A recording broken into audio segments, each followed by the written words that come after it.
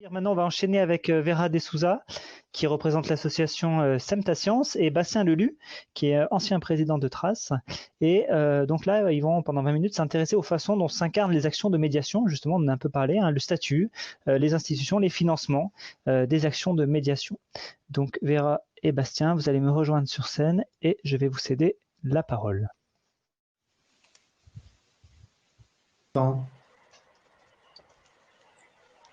Alors, ça me semble Bonsoir. bonsoir Vera. Ça me semble justement être le moment parfait là, après ces trois interventions passionnantes d'entendre Vera qui va au nom du collectif Semta Science donc peut-être avoir une posture légèrement différente puisque elle s'exprime au nom de cette association qui a pour but de justement mener des réflexions de manière continue depuis plusieurs années sur le monde de la médiation scientifique. Et donc, le collectif nous a fait le plaisir de prendre au sérieux le manifeste, de le discuter en interne, en amont, longuement. Et donc, Vera est là pour nous faire partager tout ça. Alors, je te laisse la parole.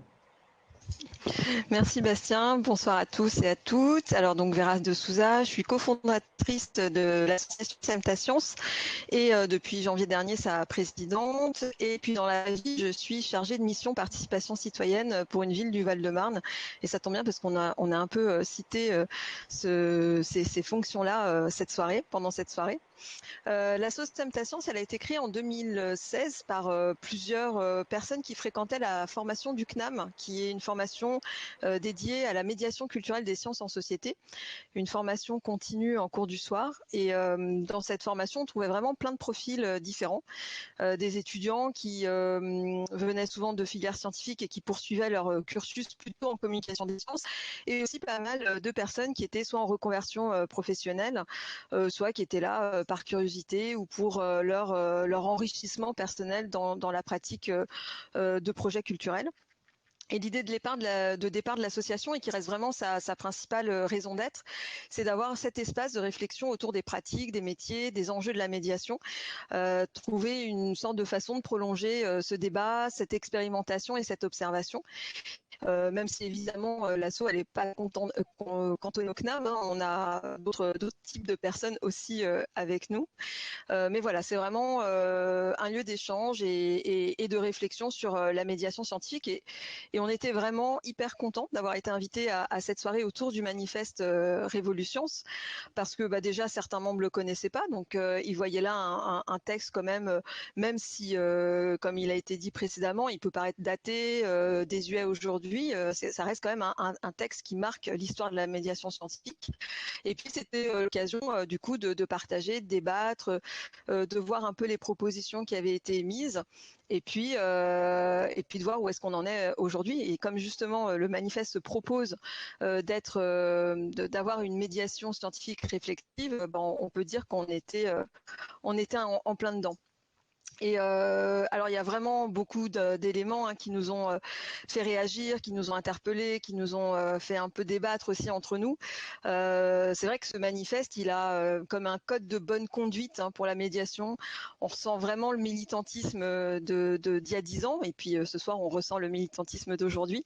On sent aussi que les membres qui l'ont écrit, qui l'ont travaillé, qui l'ont transmis étaient quand même plutôt issus du monde de la recherche, avec des valeurs très fortes associées à ce monde-là, et par ricochet à la médiation de la recherche. Malgré ces bons points, on va dire, il y avait quand même des choses qui nous semblaient assez flagrante dans ce manifeste, et la première est celle sur laquelle on a nous souhaité s'arrêter. C'était un peu cette médiation des sciences qui nous a semblé un peu désincarnée. Je m'explique, dans le manifeste, on a l'impression que tout se base sur la pratique de la médiation scientifique, ses enjeux, ses objectifs, ce qu'elle doit être, ce qu'elle doit pas être, ce qu'elle prône, ses idéaux, ses valeurs, etc. Le public qu'elle vise et le type de dialogue souhaité. Mais en fait, on ne parle pas beaucoup des personnes qui la pratiquent. On ne sait pas qui sont ces médiatrices, ces médiateurs, quel type de métier, comment ça s'exerce. D'ailleurs, est-ce que c'est un métier? C'est vrai, quand on regarde le manifeste, on ne sait pas trop où ça se place, où se place l'individu qui fait cette médiation. Est-ce que c'est une fonction en plus de quelqu'un qui pratique la recherche? Est-ce que c'est un métier à part entière? Est-ce que c'est une partie ou de même bénévolat, etc. C'est vrai que tout ça, ça semblait un peu pas traité. Et on le voit au sein de l'asso avec les différents profils de personnes qui travaillent la médiation. Il y a vraiment plein de médiations, plein de métiers autour de cette médiation, plein de compétences qui sont nécessaires pour monter les projets, pour les faire vivre avec les publics, pour les financer aussi. Il y a plein de diversité de structures dans lesquelles on retrouve ces métiers, des associations, l'enseignement supérieur, des musées, des organismes de recherche, etc., etc., même en entreprise. Hein. Et c'est vrai que c'est toutes ces diversités qui incarnent cette médiation scientifique, qui en font vraiment une pratique professionnelle complète, donc avec des formations, des professionnalisations, des compétences, une structuration, un réseau, une communauté d'acteurs, et d'ailleurs qu'on retrouve forcément sous le sigle ou le hashtag CSTI. Et interroger ce métier de la médiation aujourd'hui, donc on va dire 10 ans, 11 ans après ce manifeste, et ben c'est pas les interroger hors sol non plus. Il y a vraiment tout un tas de questions, tout un tas d'interrogations à se poser quand on pratique de la médiation. On en parlait un peu tout à l'heure, hein, le système de financement de la médiation, parce que les projets de médiation, ils existent rarement complètement hors sol, autofinancés, autonomes et indépendants. C'est même plutôt le contraire qui existe, puisqu'on est plutôt face à une multiplication des partenaires et des financeurs pour les faire aboutir, pour pouvoir les mettre en œuvre. Du coup, ça interroge forcément le poids de ces financements dans le choix des projets et des publics et des thématiques. Puis je vais paraître un peu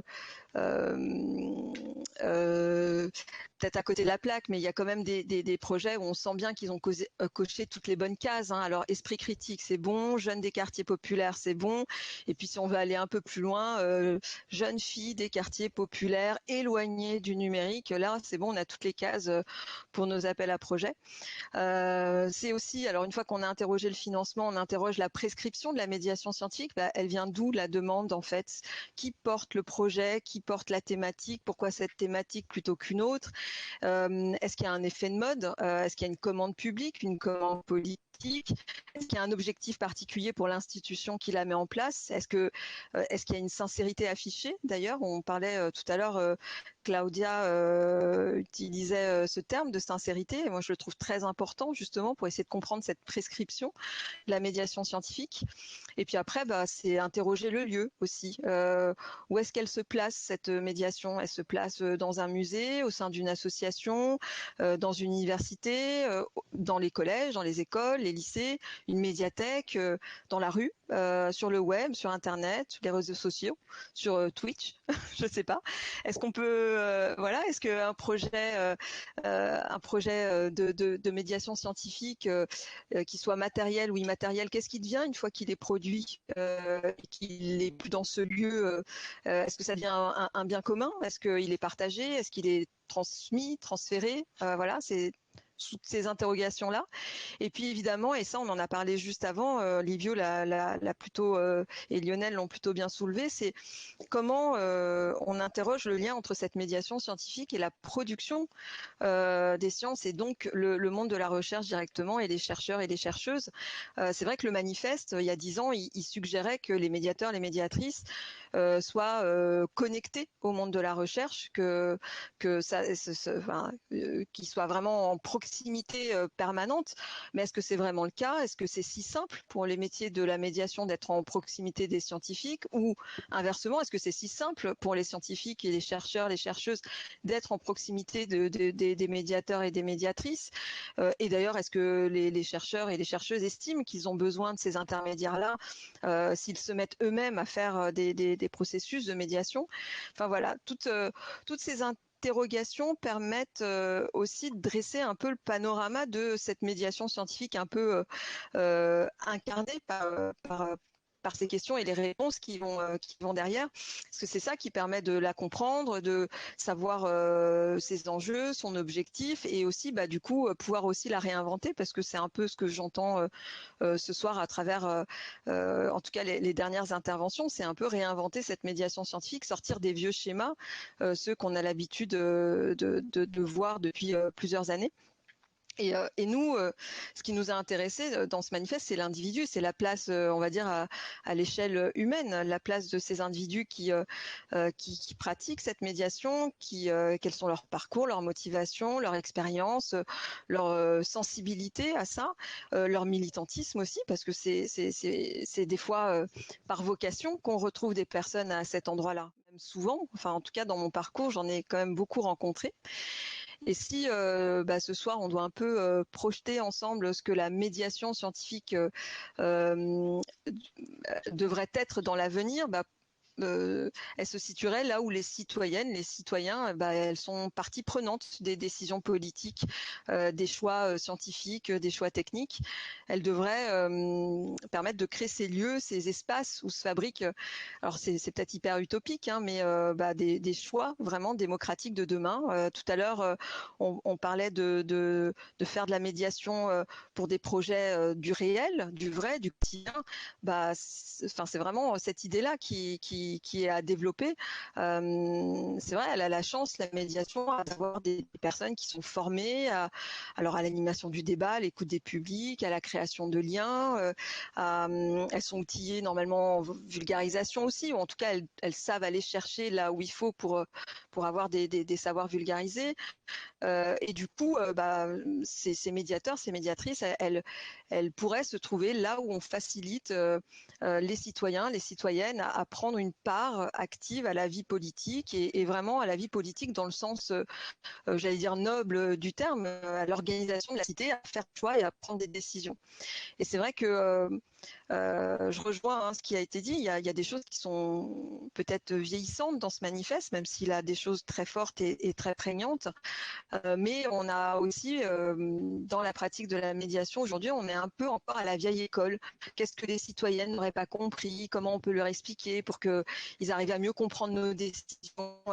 Et donc, ça nous place à penser la vulgarisation comme celle qui va régler le problème. On va expliquer, les gens vont comprendre. Mais en fait, la vulgarisation, elle explique des données, mais elle passe la plupart du temps sous silence tout un tas de choses, tout l'écosystème politique, économique, médiatique. Elle s'intéresse à la connaissance, mais elle s'intéresse pas forcément à tout ça, tout ce qu'il y a autour. Et donc, on peut multiplier les formats, les quantités de vulgarisation qu'on veut. Mais si on passe pas par une autre phase de vraie médiation, de contact avec l'humain, avec ce lien social, avec cette mise en question de qu'est-ce qu'on veut faire demain, nous, société, avec cette recherche, ces sciences, ces futurs souhaitables, en fait, ça changera pas grand-chose. Et pour conclure, désolée pour cette introduction un peu longue, la médiation scientifique, alors c'est hyper utopiste encore une fois, mais moi j'y crois et je pense qu'on est nombreux aussi à le partager au sein de Semtascience. C'est vrai que c'est une médiation qui doit jouer vraiment un rôle qui amène les citoyens, les citoyennes, les habitants, les habitantes à être autre chose que spectateurs ou commentateurs des décisions ou des choix qu'on fait dans la société. Et dans l'idéal, puisque on n'arrête pas de nous dire les sciences, les techniques, elles sont partout, elles influencent nos modes de vie, nos pensées, nos sociétés. Et dans ces cas-là, la médiation, elle devrait vraiment se retrouver au cœur des dispositifs. Il y en a des exemples concrets, par exemple des conventions citoyennes, des forums citoyens ou tout autre processus un peu délibératif où là on accompagne non pas des citoyens à qui il manque des choses, mais des citoyens à délibérer sur des choix de demain, à prendre part au débat public et au débat politique. Et c'est vrai qu'il faudrait, alors les médiateurs c'est une forme de collaboration, mais c'est une collaboration ouverte avec des citoyens, des chercheurs, des scientifiques, des chercheuses. C'est remettre vraiment la relation humaine en fait au cœur des travaux de recherche. Et c'est vrai qu'il y a des scientifiques, Livio en fait partie, qui ne trouvent pas forcément leur place dans le monde de la recherche telle qu'elle est aujourd'hui, avec la course au public, avec des moyens budgétaires assez désastreux, avec des mises en concurrence avec le secteur privé qui amoindrissent justement cette recherche publique.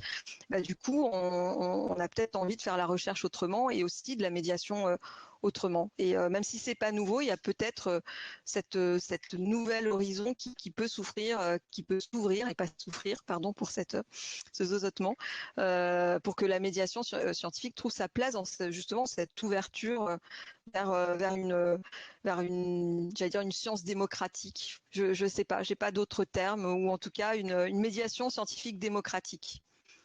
Et encore une fois, hein, c'est hyper utopique. Mais j'y crois. C'est comme ça qu'on avance. Et puis, alors moi, ce que ça m'inspire, c'est avec cette idée de l'ouverture qui est absolument nécessaire. Est-ce que tu penses pas qu'il y a un lien, enfin moi en tout cas j'aurais tendance à le croire, entre justement rester sur une position, une vision du ruissellement de la connaissance scientifique qui bénéficierait à tous. Est-ce que c'est pas ça justement qui peut être à l'origine de cette forme de défiance? Et évidemment, hein, le débat il n'est pas nouveau, mais est-ce qu'on va combler ce problème avec plus de ruissellement de connaissances, ou au contraire en se disant que plus il y en a, plus on se dit qu'il y a un vase à remplir, plus ça crée de problèmes, et que ce serait justement en inversant les logiques de recherche aussi, en partant de collectifs situés, de citoyens, de territoires, de problèmes très concrets, qu'on arrive à faire une recherche sur laquelle on mobilise, qui fait consensus et où on lutte contre la défiance.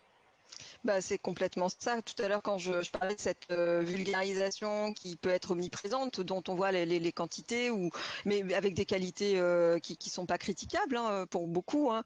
Mais ce vase qu'on remplit de connaissances, il a pas de sens en fait finalement, parce que ça fait des années que ça fonctionne. Ça, on entend beaucoup se dire voilà, ça percole, ça diffuse, ça ruisselle. Alors on l'entend aussi dans d'autres thématique ce ruissellement là, mais on voit bien que ça marche pas, c'est pas ça, et ça fait beaucoup de personnes ont réfléchi à cette fausse bonne idée du ruissellement, mais par contre là où il y a des choses qui se passent réellement, alors par exemple François Millet du Dôme, quand il parle de Living Lab, où on se met autour de la table avec des profils différents, des habitants du coin qui ont une problématique, ou une entreprise qui développe peut-être un nouveau service ou une nouvelle ou qui veut améliorer un produit en lien avec une problématique territoriale.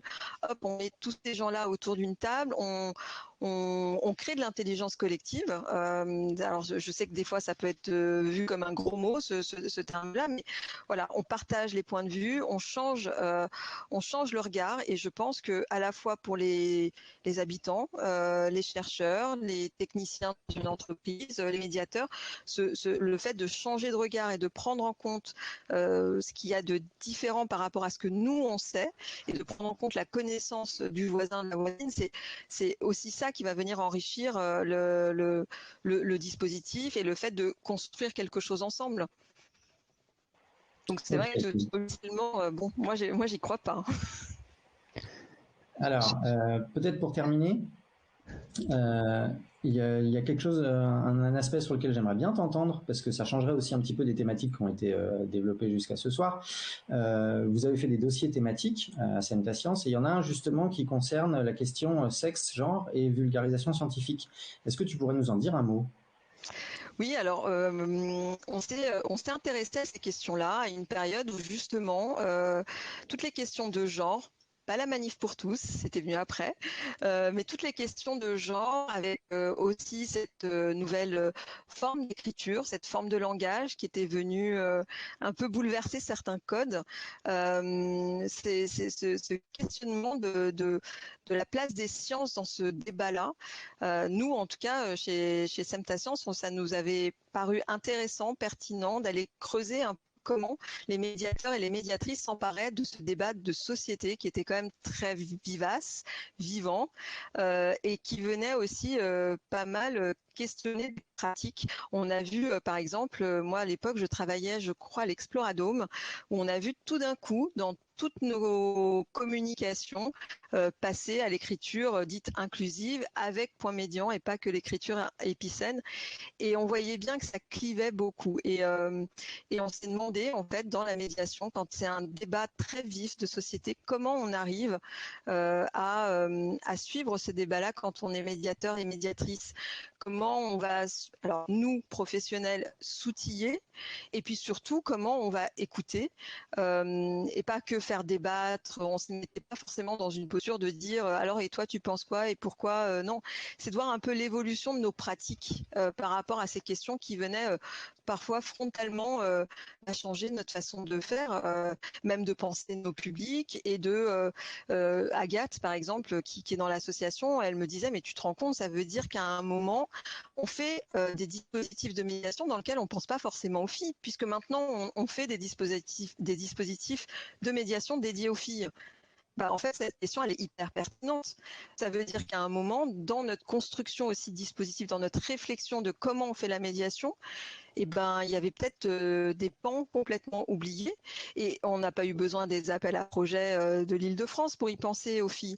Mais c'est juste qu'on on ne l'intégrait pas si naturellement dans nos pratiques. Je ne sais pas si c'est hyper clair, mais je pense que c'est ça venait vraiment questionner notre façon de faire notre médiation, de concevoir des projets, et après de voir comment, dans nos pratiques ou dans notre rapport au public, on s'interrogeait sur cette actualité du moment. Oui, puis il y a peut-être une différence entre voir ça comme une thématique parmi d'autres et voir ça comme un problème systémique à prendre en Oui, tant que tel. Et c'est pas tout à fait la même approche et la même façon de voir les choses. tout à fait. Alors, dans le chat, bon, il y a Mathéo qui remercie tous les intervenants pour ces échanges. Et il y a un point qui a fait pas mal réagir, c'est quand Vera, tu disais qu'il faut connecter le médiateur avec le chercheur.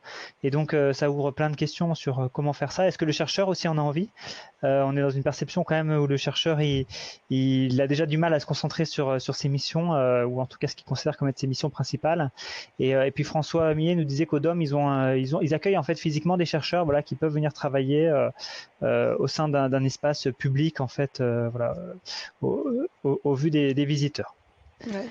Il y a des dispositifs qui sont intéressants. Il y a les Open Labs. Alors on parle de Living Lab. Il y a aussi les Open Labs. C'est vraiment j'allais dire des comptoirs de sciences ouverts où là, les chercheurs et les habitants, des habitantes vont partir d'une demande citoyenne pour construire la recherche autour de ça. Je pense que Livio, il est plutôt au fait de ce genre de choses. Et ça change aussi le paradigme. Là, on est dans un domaine où le chercheur, la chercheuse, ils sont en demande de ça, de cette participation des habitants, des habitantes, et même ils construisent à partir de ça. Donc il y a ces changements-là qui sont peut-être pas encore hyper forts, mais il y a des signaux depuis quelques années où on sent que ça commence à prendre à ce niveau-là. C'est important pour moi, une dimension cyclique, hein. Il y a des choses qui reviennent. Il y avait les boutiques de sciences qui existaient déjà dans les années 60 ou 70. Et voilà, il y a des choses des modes qui passent, qui reviennent, qui se reformulent. C'est important d'avoir ça en tête aussi. Très bien, je vous propose de conclure ici. Donc merci Bastien, merci Vera.